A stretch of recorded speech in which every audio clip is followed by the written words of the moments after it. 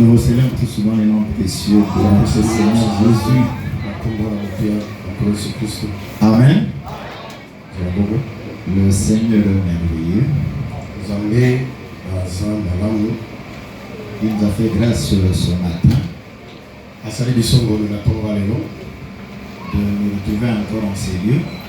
Que son nom soit élevé.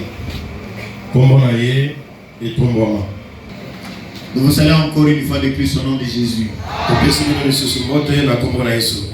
Amen. Est-ce qu'on est dans la joie? Je vois des nouvelles figures au milieu de nous. Pas nécessairement de nouvelles figures, mais celles-là qui nous ont quittés il y a beaucoup de jours.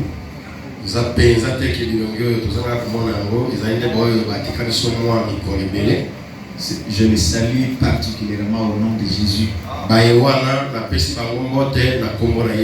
Amen.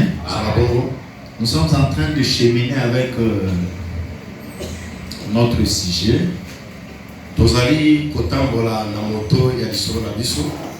Marcher avec Dieu. Marcher avec Dieu, c'est une bonne chose. Nous avons suffisamment avancé. Je crois qu'on ne saura pas faire marche arrière.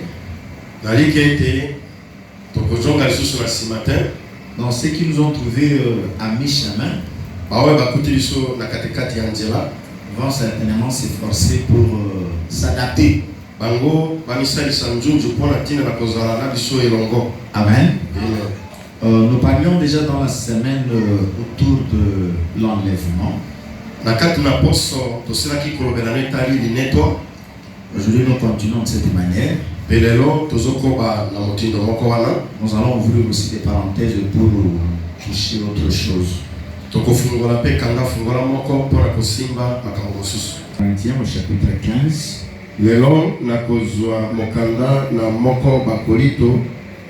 J'ai lu le verset 51 jusqu'au verset 52.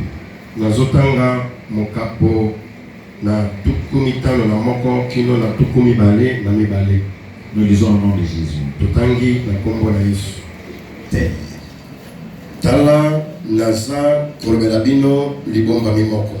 Nous ne nous endormirons pas tous, mais nous serons tous changés. En un instant, en un clin d'œil, à la dernière trompette, car la trompette sonnera et les morts seront ressuscités incorruptibles et changés. Mettez-vous. Si on peut fermer les autres sorties des micros. Pour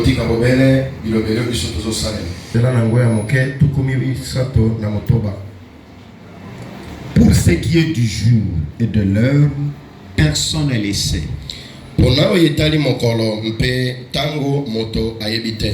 Ni les anges dans les cieux, ni les fils, mais le Père seul.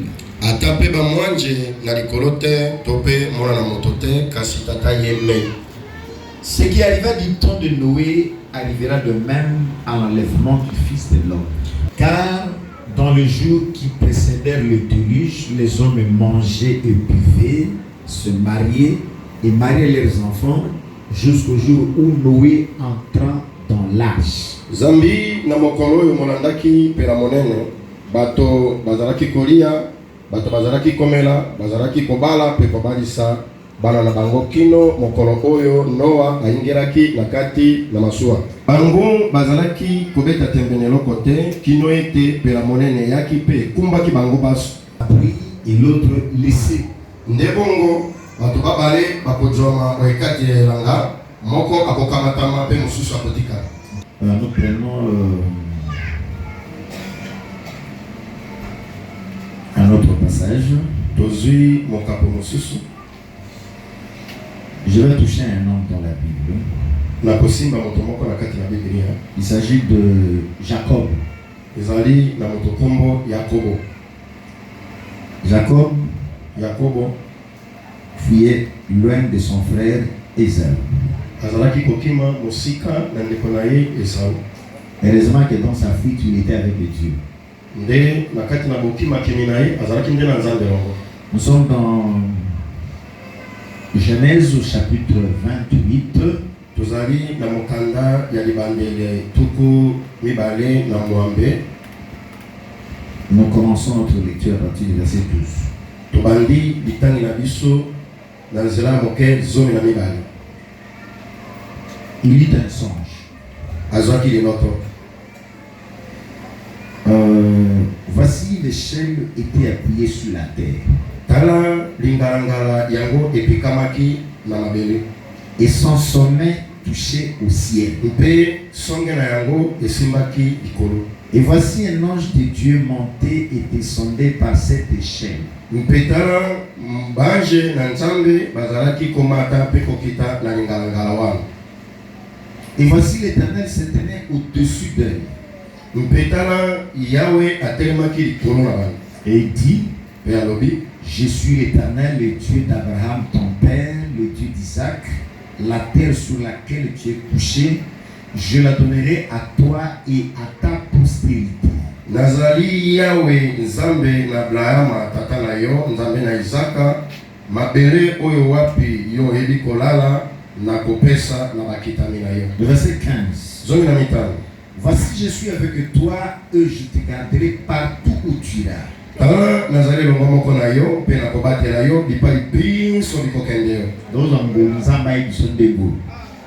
Je suis avec toi. Nazali na yo elongo. Je te garderai partout où tu iras. Na kobatela yo bisika biso yo kokende. Et je te ramènerai dans ces pays. Pe na kozongisa yo na engumba oyo. Car je ne t'abandonnerai point. Zambi na kotika kayote. Que je n'ai exécuté ce que je t'ai dit. Sokite na kokisa mai ngai na lobi. Jacob s'effraya de son sommeil et il dit, Yakobo alamukaki na liloto pe na pongi pe alobi. Certainement l'Éternel est en ces lieux et moi je ne le savais pas. Solo se solo Yahweh azwami oisika kasi ngai na yebakite. Donc toi tu sais au moins que Dieu est à tes côtés. Yo yebi peza baza mopazi. Parce qu'il est dit dans la parole, 2-3 personnes assemblées en mon nom, je suis au milieu d'eux.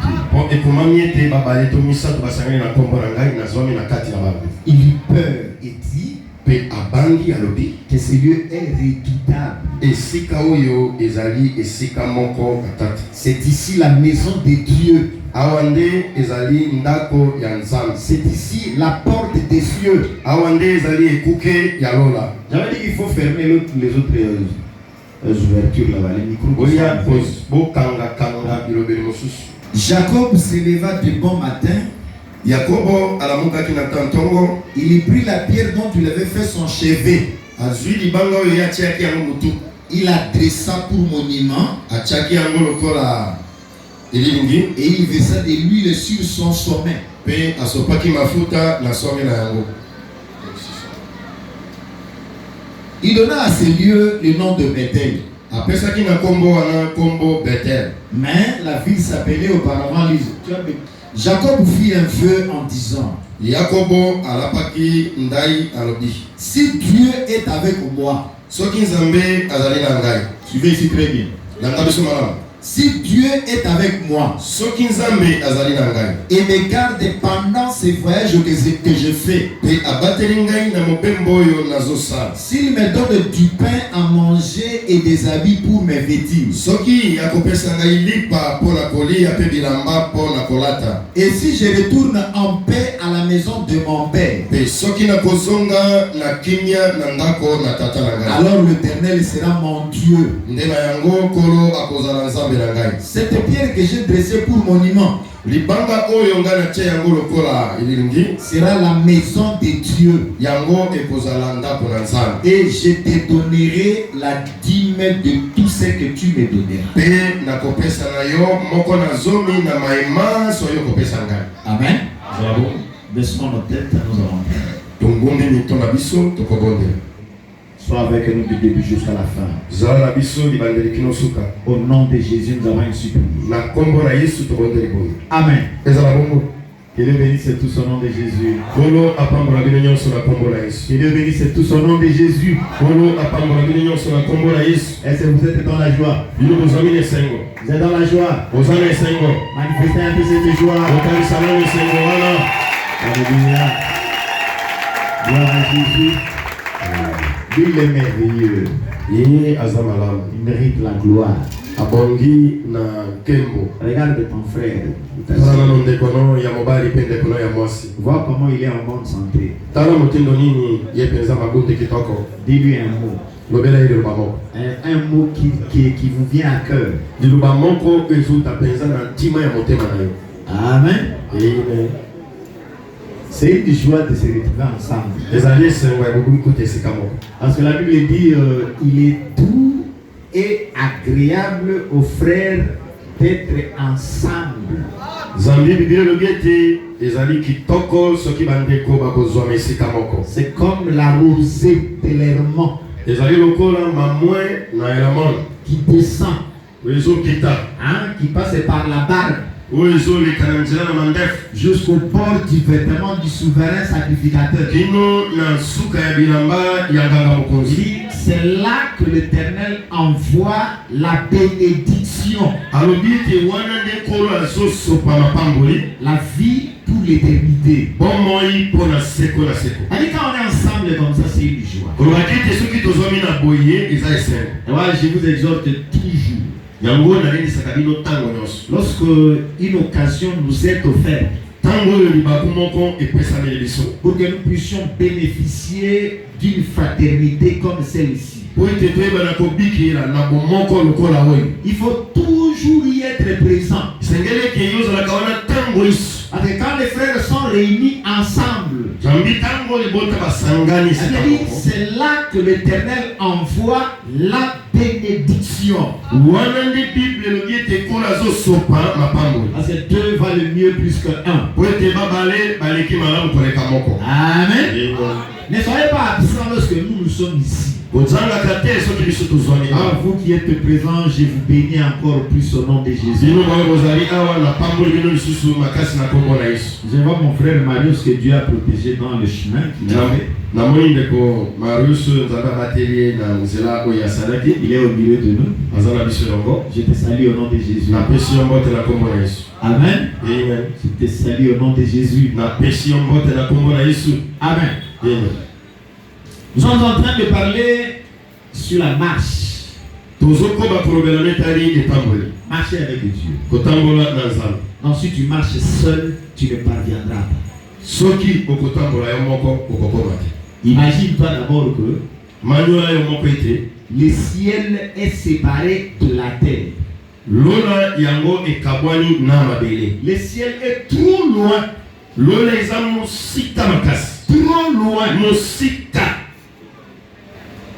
Avec ta force, na makasi na yo avec tes capacités, na manzunzu oyo oza na yango tu n'y parviendras jamais. yo okokokaka te. Parce que nous avons une destination, po tozali na suka moko le ciel. lola. Alors pour aller au ciel, nde mpona kokende na lola il faut que celui qui connaît le chemin du ciel puisse te tenir par la main. esengeli na oyo ayebi nzela na lola asimba yo loboko. Amen. solo Personne ne peut aller au ciel par sa propre force, moto te akoki kobutana likolo na makasi na ye moko par ses propres capacités. na mwa makoki na ye C'est moko. pourquoi Jésus a dit, na ntina na yango yesu alobaki nul ne peut aller au Père autrement que par moi. moto te akoki kokende epai na tata soki te bolele na C'est nzela. pour aller au Père. olobaki te mpona kokende epai na On tata ne se fabrique pas les voies. okoki komisalela kondima Il y a te. une seule voie. eza kaka na nzela moko. Et c'est Jésus qui dit,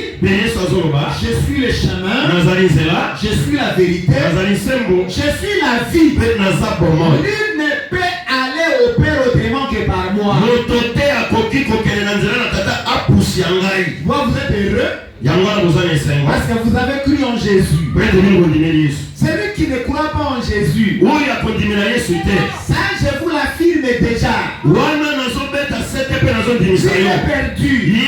Non, la voie du ciel lui est fermée. Il va demeurer dans cette parole. Et tout le temps que vous serez ici, nous ne vous prêcherons que le nom de Jésus. Ici, on nous dit que c'est lui le chef et le consommateur de notre foi. Si toi si je vis, c'est grâce à Jésus. Si je meurs, je dois mourir en Jésus. Et quand je serai ressuscité, c'est en Christ que je reviendrai à la vie. Que Dieu bénisse tout son nom. Dieu était avec lui. Dieu était avec Israël dans la colonne de nuée. Le jour pour le quitter. Ça va prendre toujours Jésus comme votre chemin. Et la nuit, la Bible dit que cette colonne s'est transformée en colonne de feu. Laisse éclairer. Celui qui peut éclairer nos voies.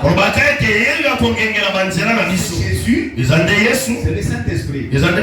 Allumez-moi cette histoire, c'est comme s'il fait chaud aujourd'hui. Amen. Lorsque Israël était avec Dieu, c'était le succès, c'était la victoire. Donc il y avait tout avec eux. Mais quand Israël donnait le dos au Seigneur, c'était le désastre. C'était catastrophique. Et voilà, lorsque tu marches avec Dieu, Dieu bénira tes voies. Dieu bénira tout ce que tu entreprendras. Nous avons pris en exemple deux personnages. Nous avons parlé de Enoch et d'Élie. La Bible dit Enoch marcha avec Dieu. Et il ne fut plus. Pourquoi? Parce que Dieu l'avait enlevé. Ça veut dire quoi? Lorsque nous allons marcher avec Dieu, non, nous vivons dans l'espérance d'être un jour enlevés. Amen. Nous avons parlé d'Élie. Élie était le prophète de Dieu et il gardait la parole. Dieu l'a enlevé. Pourquoi? Nous avons compris que l'enlèvement d'Enoch, l'enlèvement d'Élie préfigurait que nous un jour nous serons enlevés. Jésus a dit quoi? Il dit croyez en Dieu, croyez aussi en moi. Il y a plusieurs demeures dans la maison de mon père. Si cela n'était pas, je vous l'aurais dit. Je m'en vais vous préparer une place. Jésus, en montant au ciel, est allé nous préparer une place. Et il continue. Lorsque je m'en serai allé et que je vous aurai préparé une place, je reviendrai, je vous prendrai, afin que là où moi je suis, vous y soyez aussi. Alors je voudrais que chacun de nous marche avec cette espérance-là. Que Jésus-Christ est allé nous préparer une place. Et nous avons vu que Jésus, après sa mort, il est revenu à la vie. Il était 40 jours avec les disciples. Mais pas avec son corps naturel. Mais il est ressuscité avec un nouveau corps. Avec un corps spirituel. Les derniers jours où il s'entraînait avec eux, il leur dit vous recevez une puissance. Le Saint-Esprit surviendra sur vous. Et vous serez mes témoins. Lorsqu'il a fini de dire comme ça, il a dit il il a commencé à monter au ciel. Il montait. Il nuait le dérouba. Ça veut dire que la nuée, c'est Dieu lui-même. Parce que Israël voyait la colonne de nuée dans le camp. Et cette nuée, c'était Dieu lui-même. Et une fois quand Dieu parlait, la voix de Dieu sortait de la nuée. Nous avons dit aussi que la nuée, c'est le moyen de transport que Dieu utilise. Les disciples étaient là, en train de regarder vers le ciel. Deux hommes leur apparus pour leur certifier encore. Il dit, homme Galiléen, pourquoi vous arrêtez-vous à regarder comme ça? C'est Jésus que vous avez vu Allah au ciel. Il reviendra de la même manière. Donc, cela vient nous certifier que Jésus, notre Seigneur, qui est monté au ciel, il lui reviendra encore pour nous prendre. Amen. Est-ce que chacun de nous s'est nourri de cette promesse? Et ici je vous certifie que notre place, notre demeure, ce n'est pas ici. Il n'y a aucun verset qui affirme cette vérité. Amen. Pourquoi je dis ça? La Bible est claire. Ça c'est même le bien-aimé, l'apôtre Pierre qui nous parle. Il dit la terre d'à présent. La terre d'à présent et le ciel sont réservés pour la ruine. Sont réservés pour la destruction. Mais nous entendons de nouveaux cieux et une nouvelle terre où la justice habitera. Parce que cette terre a été déjà profanée.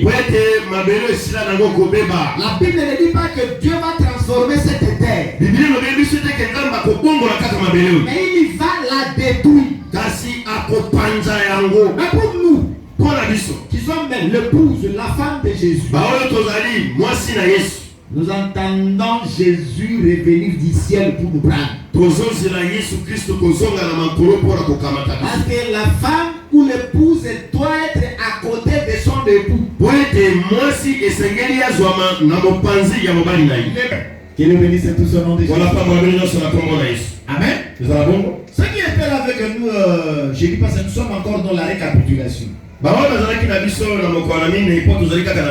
C'est Paul qui nous explique comment la chose est valable. Il y avait une inquiétude par rapport aux promesses qui sont faites dans la Bible. Les apôtres savaient que Jésus, qui est monté au ciel, il reviendra et les trouvera vivants. Amen. Parce que Jésus n'a pas précisé le jour de sa vie. Il n'a pas dit qu'en montant ici, il va faire peut-être une année ou deux. Non. Il a dit seulement, je m'en vais vous préparer. Et lorsque je finirai avec la préparation, je reviendrai pour vous prendre. Amen. Il a même dit ici que cette génération ne passera pas avant de voir toutes ces choses s'accomplir. Alors, ça devenait une inquiétude de voir que certains frères commençaient déjà à mourir. Et comment ces frères est mort comme ça sans voir le retour de Jésus. Vous comprenez ça? Ils ne savaient pas que ça va prendre 2000 ans. Même plus. Ça va, aujourd'hui, il y a même des églises qui se sont hasardées pour donner la date du retour de Jésus. Mais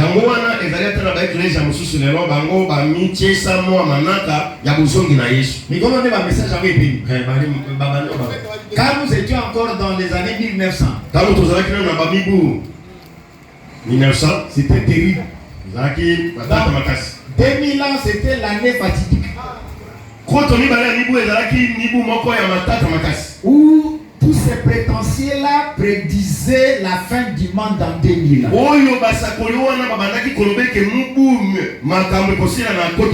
Tout en ignorant que le Seigneur lui-même a dit quoi? Pour ce qui est du jour ou de l'heure, personne n'en a connaissance. Ni les anges des cieux, ni les fils de l'homme. Mais c'est un secret gardé jalousement par le Père lui-même. Amen. Ça qui va nous préoccuper, c'est quoi? Ce sont les signes. Les signes de la venue de Jésus. Nous nous arrêtons à ce niveau-là. Mais être prétentieux pour avancer une date, ça c'est commettre une erreur pénible. C'est pourquoi Paul devait exhorter les chrétiens. Vous ne soyez pas dans l'ignorance au sujet de ces idoles. Pour un chrétien, je ne sais de vous rappeler, la mort c'est un sommeil.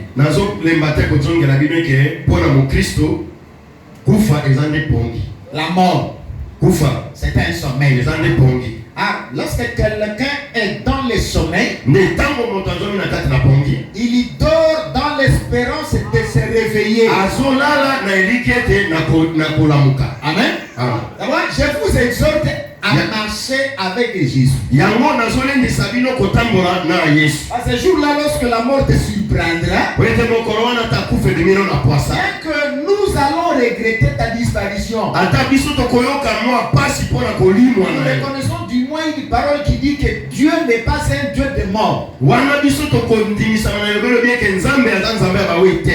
un Dieu de vivant.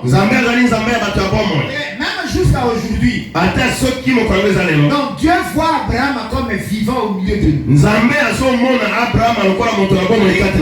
que nous, avec nos yeux charnels ici, nous ne voyons pas Abraham, mais Dieu, assis sur son trône, il voit Abraham. Oui. C'est vrai, il avait donné même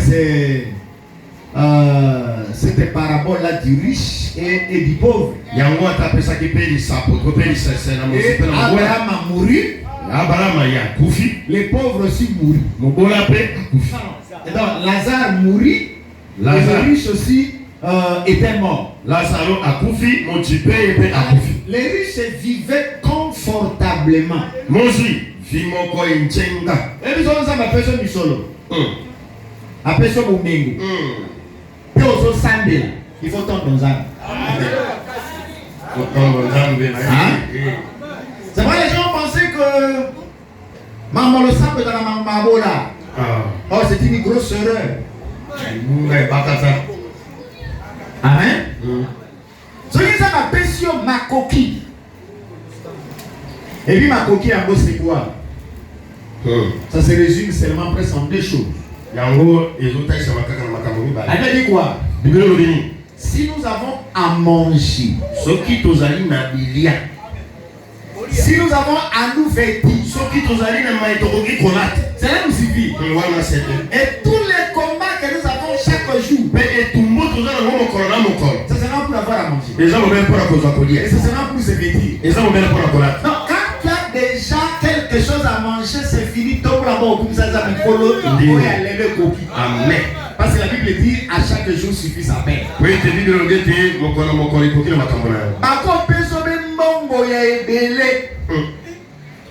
makoki ya kosomba obomaka na ndako na ngombe mikolo nyonso. Mais encore ma ngombe tali bisuni eleki ebele oyo mais ntango bali kolia azo na kapesa leka bisuni bale obemisa tosu. Eme ngombo ebele kosuka boye. C'est là où Ecclésiaste dit tout est vanité. Yango wana mosaka Ecclésiaste avec que manso et jamais pas. Hein, tout est vanité avec que nzambo pesa na mingi te. Nanga ubusa na ye. Hein? Bosu eleke boloko tika na ofungola coffre bwe. Oyanga? Ofungola garde-robe bwe. Owe belamba akolata te. Otali oyo oya movo yo.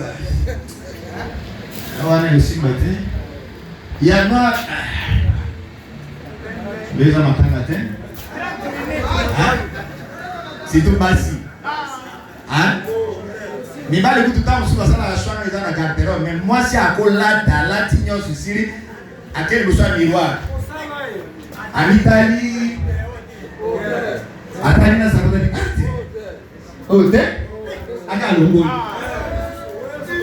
Azim sus. Ala tina jipo. Na oui. Na fermé pour gagner. Problème ya boutin pour. Vous avez blouson et vous avez la nini. Donc, il y a un peu de mingi na kwa kubusa. Nasanga pete. Na kwa kotukayo. Mais le minimum, si j'ai le minimum, ça me suffit. Parce que ceux qui nous arrivent à Katika, tu vois les coquilles. Amen. Ah, ma problème est l'équipe. Ah, le problème est l'équipe. Mais quand Dieu te donne la paix du cœur, il te donne à manger, à pêcher, à courir. Il faut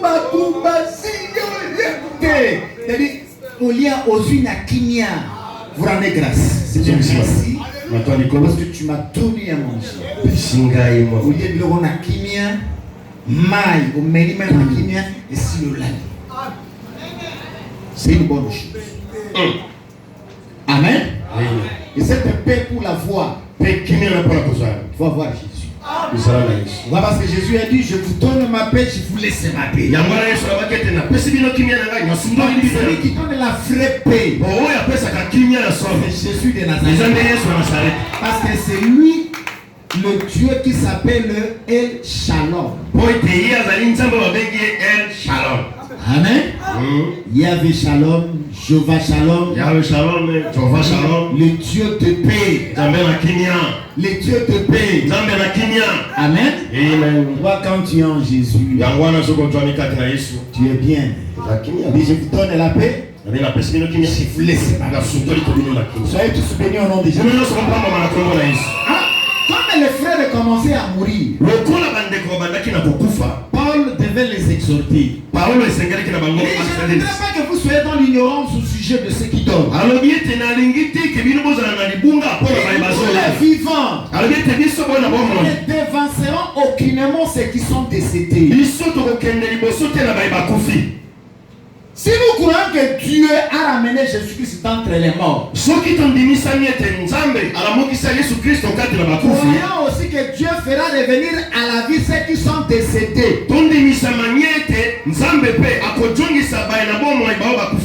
Le malheur est que tu meurs sans Christ. Amen. Amen. Parce que bienheureux ceux qui dorment en Christ. Amen. Tous vont ressusciter, c'est ce qui est vrai. Et les justes et les injustes. Mais chacun en son rang.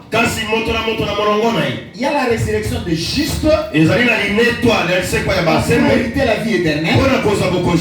Et il y a la résurrection des injustes.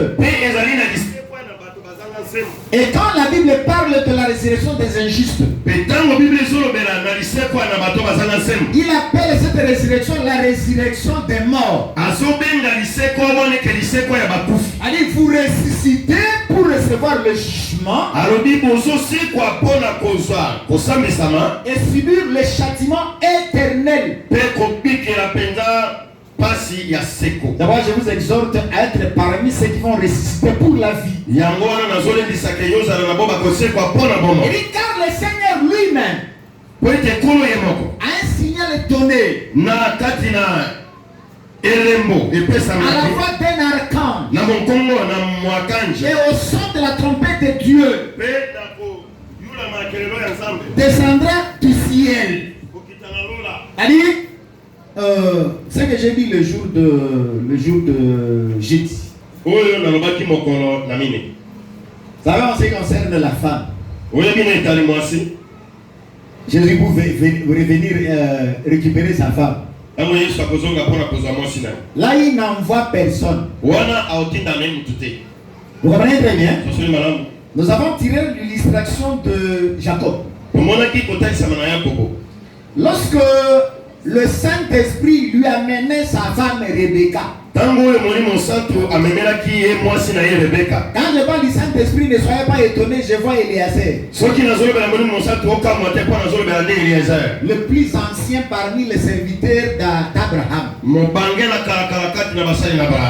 C'est l'entendant, le plus ancien, qui devait prendre la femme de Jacob pour le ramener vers lui-même le bout.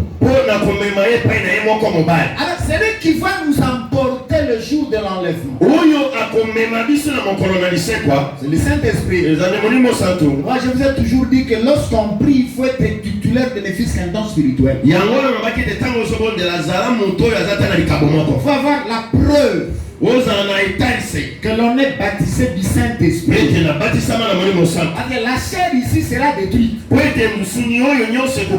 chair ne sert à rien. Ce qui est quelque chose, c'est l'homme intérieur. L'homme intérieur. L'homme nouveau qui se recrée lorsqu'on croit au Seigneur Jésus.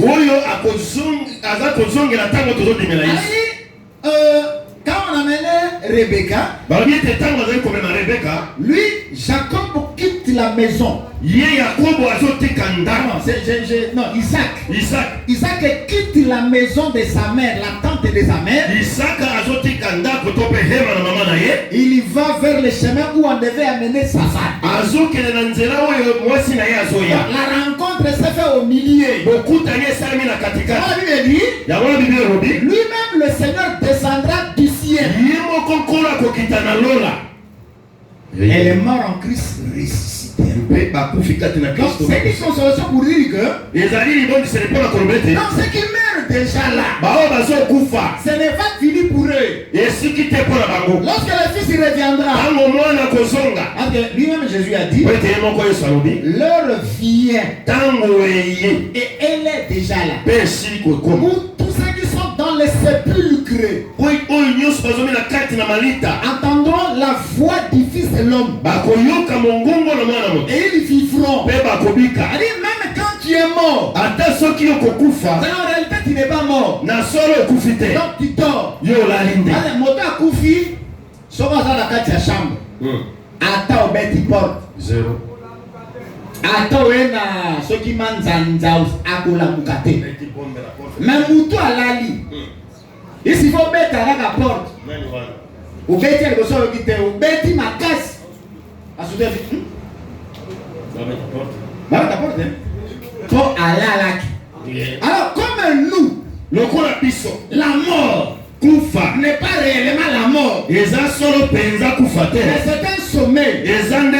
Lorsque la trompette sonnera, la dernière trompette sonnera, nous entendons la voix. Parce que ce serait la voix de l'archange. L'archange dont il est question ici. L'archange c'est le chef des anges. Alors le chef des anges. Dans quelque part vous verrez le livre de Daniel parle de Michel. Non, le même Michel là dans l'Apocalypse on l'appelle Michael. Non, le chef des anges. Les commandants de l'armée céleste. Alors, lorsque vous entrez en profondeur, vous comprendrez que Michel, le chef de l'armée céleste, le chef des anges, c'est Jésus-Christ lui-même. Parce que lui, il est le premier en tout. Quand vous lisez dans la Bible, vous trouvez là où il est écrit l'ange de l'Éternel. Là, il s'agit de la représentation de Dieu lui-même. Or, quand Dieu se représente en forme d'un ange, c'est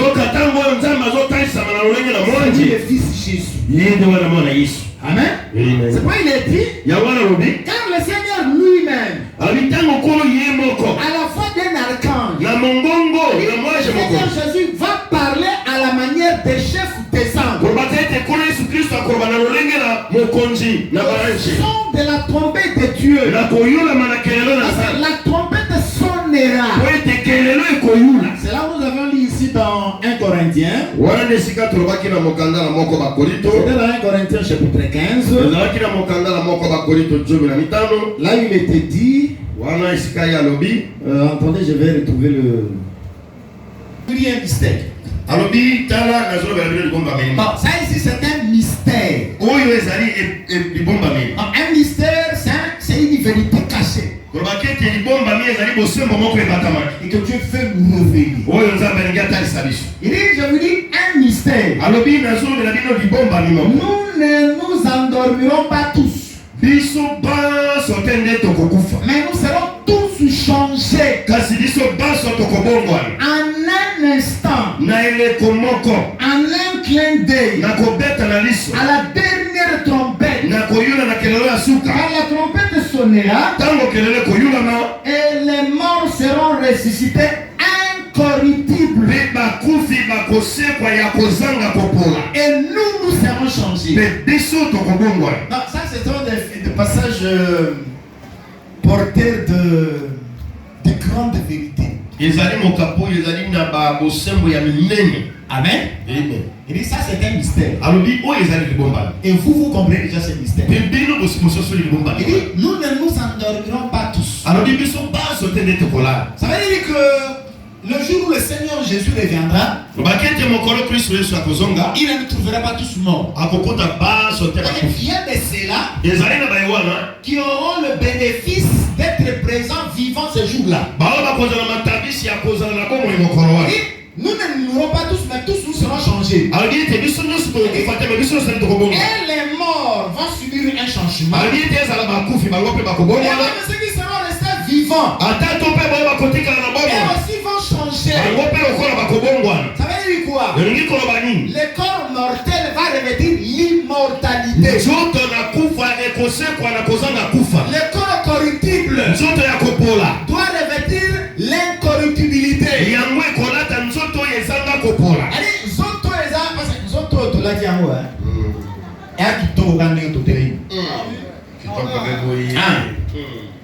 La mina tongo, ukoti douche, sili, utie mafuta, utie parfum, uponi la bagolata, uleki, libosaba tuwake mwa solo kitoko.